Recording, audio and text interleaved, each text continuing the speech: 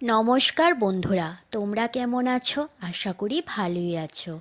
মিষ্টু রান্নাঘরে তোমাদের স্বাগত জানিয়ে শুরু করছি আমার আজকের রেসিপি। আমার আজকের রেসিপি হলো নিরামিষ কাঁঠালের এঁচোড়। নিরামিষ কাঁঠালের এঁচোড় কীভাবে রান্না করলে খুব টেস্টি হবে তাই আজ তোমাদের সঙ্গে শেয়ার করব। এর জন্য আমি এখানে নিয়ে নিয়েছি কাঁঠাল আর ছোট করে কেটে রাখা আলু। কাঁঠালগুলি বাজার থেকে কেটে আনা হয়েছে। এখন আমি কাঁঠালের এঁচোড় করার জন্য প্রথমেই আমি বাদাম ভেজে নেব। গ্যাসের আঁচটা একদম কমিয়ে বাদামগুলি ভেজে নিতে হবে। বাদামগুলি আমার ভাজা হয়ে গেছে। এখন আমি বাদামগুলি প্লেটে নামিয়ে নিচ্ছি। বাদাম ভাজা হওয়ার পর এখন আমি ভেজে নেব শুকনো সিমের বিচি। এর জন্য এখানে আমি শুকনো সিমের বিচি নিয়ে নিয়েছি। এখন শুকনো সিমের বিচিগুলি আমি ভেজে নেব। শুকনো সিমের বীজগুলি থেকে যখন একটা সুন্দর গন্ধ বের হবে তখনই বুঝে নিতে হবে যে সিমের বীজগুলি ভাজা হয়ে গেছে। এখন আমি সিমের বীজগুলি সেদ্ধ করে নেব। এর জন্য আমি এখানে জল দিয়ে দিয়েছি। সিমের বীজগুলি সেদ্ধ হতে হতে আমি এদিকে মটর ডাল ভিজিয়ে রেখেছিলাম আগে থেকে। এখন আমি ডালগুলি পেস্ট করে নেব। এর জন্য আমি মিক্সির বাটিতে ডালগুলি দিয়ে দিলাম। ডালগুলি এখন আমি পেস্ট করে নেব। ভিডিওটা সামান্য বড় হয়ে যাবে, কিন্তু ভিডিওটা যদি পরপর না দেখো তাহলে বুঝতে পারবে না যে আমি এই কাঁঠালের এঁচোড়টা কীভাবে করছি। এদিকে আমার ডাল পেস্ট করা হয়ে গেছে। এখন আমি ডালটা বাটিতে নামিয়ে নেব। ডাল বাটা হয়ে যাওয়ার পর এইদিকে আমার সিমের বীজগুলিও সেদ্ধ করা হয়ে গেছে। সিমের বীজগুলি এখন আমি নামিয়ে নেব। সিমের বীজগুলি সেদ্ধ হওয়ার পর এখন আমি সিমের বীজগুলি প্লেটে নামিয়ে নিয়েছি। বীজগুলি এখন আমি খোসা ছাড়িয়ে নেব। সিমের বীজগুলি সেদ্ধ করার জন্য খোসা ছাড়াতে সুবিধা হয়, এর জন্য আমি সিমের বীজগুলি সেদ্ধ করে নিয়েছি।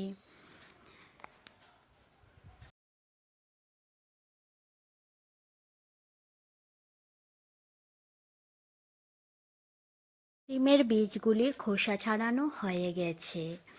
এখন আমি গ্যাসে একটা কড়াই বসিয়ে দিয়েছি, দিয়ে দেব জল। এখন আমি কাঁঠালগুলি 50% মতন সেদ্ধ করে নেব। এর জন্য আমি এখানে জল দিয়ে দিয়েছি, দিয়ে দেব এখন কাঁঠালগুলি।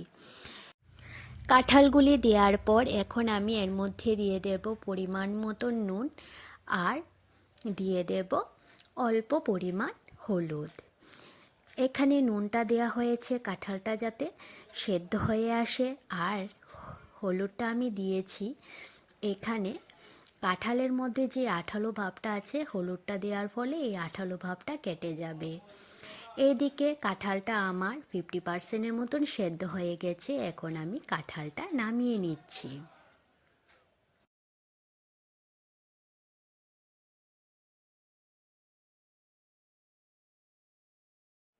কাঁঠালটা নামানো হয়ে যাওয়ার পর এখন আমি কাঁঠালটা ভেজে নেব। এর জন্য গ্যাসে একটা কড়াই বসিয়ে দিয়েছি, দিয়ে দিলাম সাদা তেল। আমি কাঁঠালটা সাদা তেলেই ভাজবো। এর জন্য দিয়ে দিলাম সামান্য একটু হলুদ। হলুদ দেওয়ার পর এখন আমি কাঁঠালগুলি দিয়ে দেব। আমি সামান্য হলুদ দিয়েছি যাতে তেলটা না ছিটে গায়ে পড়ে, এর জন্য, কারণ কাঁঠালে জল আছে। কাঁঠালগুলি দেওয়ার পর এখন আমি পরিমাণ মতন হলুদ আর পরিমাণ মতন নুন দিয়ে কাঁঠালগুলি ভেজে নেব। কাঁঠালগুলি আমি লাল লাল করে ভেজে নেব। কাঁঠালটা যদি ভালোভাবে ভাজা হয় তাহলে কাঁঠালের এঁচোড়টা খেতে খুব টেস্টি হয়। এর জন্য কাঁঠালগুলি আমি লাল লাল করে ভেজে নেব। কাঁঠালগুলি আমার ভাজা হয়ে গেছে। এখন আমি কাঁঠালগুলি নামিয়ে নেব প্লেটে।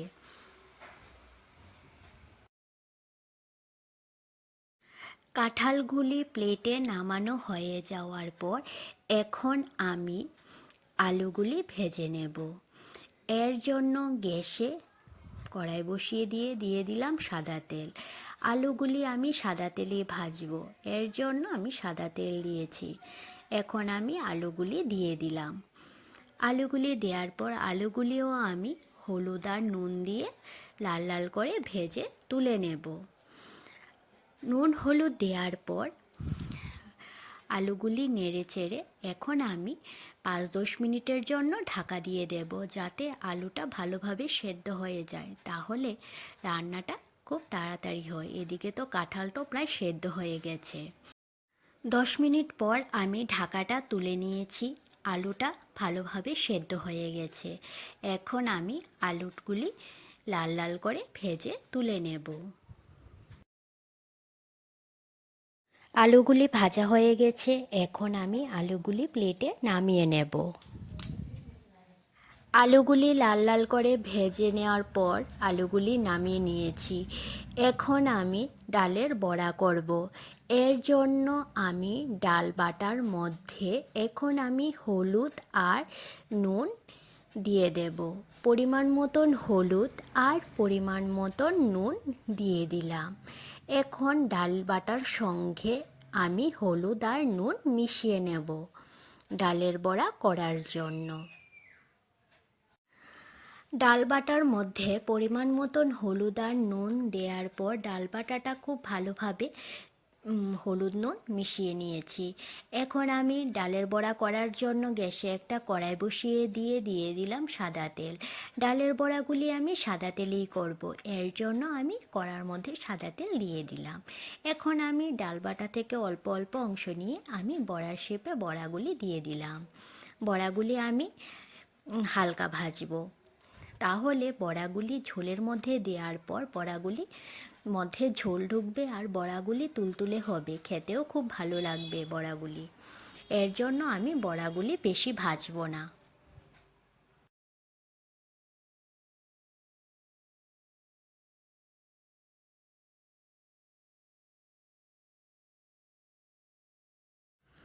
বড়াগুলি ভাজা হয়ে গেছে, এখন আমি বড়াগুলি নামিয়ে নেব। বড়াগুলি নামানো হয়ে যাওয়ার পর এখন আমি বাকি বড়াগুলিও করে নেব। এর জন্য আমি বাকি ডালগুলি দিয়েও বড়া বানিয়ে নিচ্ছি। একে একে আমি সবগুলি ভেজে নিয়েছি, কাঁঠাল ভেজে নিয়েছি, আলু ভেজে নিয়েছি, ডালের বড়াগুলিও আমার ভাজা হয়ে গেছে। সবগুলি ডালের বড়া আমার ভাজা হয়ে গেছে, এখন আমি নামিয়ে নেব। এখন আমি কাঁঠালের তরকারিটা ফোড়ন দেব। এর জন্য আমি গ্যাসে কড়াই বসিয়ে দিয়েছি। কাঁঠালের তরকারির ফোড়নটা আমি সর্ষের তেলেই দেব। এর জন্য আমি কড়ার মধ্যে সর্ষের তেল দিয়ে দিলাম। তেলের পরিমাণ সামান্য বেশি লাগবে, কাঁঠালের এঁচোড়ে তেলের পরিমাণটা একটু বেশি দিতে হয়। ফোড়নে আমি দিয়ে দিলাম শুকনো লঙ্কা, তেজপাতা আর 5 ফোড়ন। ফোড়নটা হয়ে যাওয়ার পর এখন আমি একে একে সব মশলা দিয়ে দেব। প্রথমে আমি দিয়ে দিচ্ছি জিরে আর ধনে বাটা। জিরে আর ধনে বাটা আমি একসঙ্গে দিয়ে দেব। এখানে আমি 1.5 চামচের মতন জিরে আর ধনে বাটা দিয়ে দিলাম। জিরে আর ধনে বাটা দেওয়ার পর এখন আমি দিয়ে দেব 1 চামচ আদা বাটা। 1 চামচ আদা বাটার পর এখন আমি দিয়ে দেব কাঁচা লঙ্কা বাটা 1 চামচ।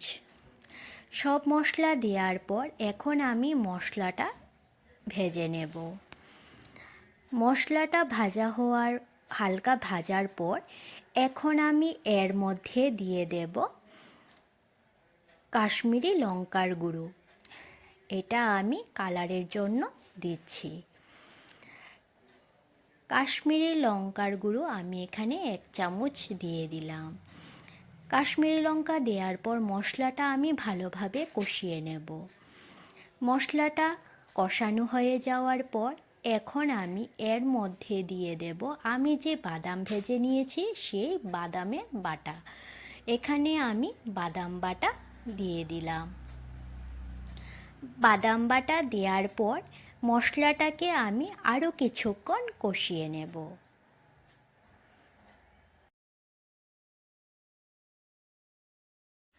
মশলাটা কষানো হয়ে গেছে, এখন আমি এর মধ্যে দিয়ে দেব ভেজে রাখা কাঁঠালগুলি আর দিয়ে দেব আলুগুলি। কাঁঠাল আর আলু দেওয়ার পর এখন আমি কাঁঠাল আর আলু মশলার সাথে মিশিয়ে নেব। কাঁঠাল আর আলু মশলার সাথে মেশানো হয়ে যাওয়ার পর এর মধ্যে আমি দিয়ে দেব আগে থেকে ভেজে রাখা সিমের বিচিগুলির বাটা। সিমের বিচির বাটা দেওয়ার পর এরপর আমি দিয়ে দেব কাঁঠালের মধ্যে পরিমাণ মতন নুন আর পরিমাণ মতন হলুদ। এখানে আমি হাফ চামচের মতো নুন দিয়েছি আর হাফ চামচের মতন হলুদ দিয়ে দিলাম। হলুদ, নুন আর সিমের বিচি বাটা দেওয়ার পর কাঁঠালটাকে আরও কিছুক্ষণ কষিয়ে নেব। কাঁঠালের এঁচোড়টা আমি মশলার সাথে আরও 2-3 মিনিটের মতন কষিয়ে নিয়েছি। কাঁঠালের এঁচোড়টা আমার কষানো হয়ে গেছে, এখন আমি দিয়ে দিলাম জল। এই কাঁঠালের এঁচোড়টার মধ্যে আমি জলের পরিমাণটা একটু বেশি দেব, কারণ আমি কাঁঠালের এঁচোড়ে ডালের বড়া দেব। এর জন্য জলের পরিমাণটা একটু বেশি দিয়েছি, কারণ ডালের বড়া দেওয়ার পর কাঁঠালের এঁচোড়ের ঝোলটা একটু শুকিয়ে যেতে পারে। এর জন্য জলের পরিমাণটা একটু বেশি দিয়েছি। এখন আমি ঝোলটা ফোটার পর ডালের বড়াগুলি আমি দিয়ে দিয়েছি। এখন এর মধ্যে আমি দিয়ে দেব স্বাদের জন্য চিনি। চিনির পরিমাণটা তোমরা তোমাদের স্বাদ অনুসারে কম বেশি দিতে পারো। চিনি দেওয়ার পর এখন আমি আর 2-3 মিনিট কাঁঠালের এঁচোড়টা রান্না করলে কাঁঠালের এঁচোড়টা তৈরি। এখানে আমি আরও 3টে কাঁচা লঙ্কা চিড়ে দিয়ে দিচ্ছি।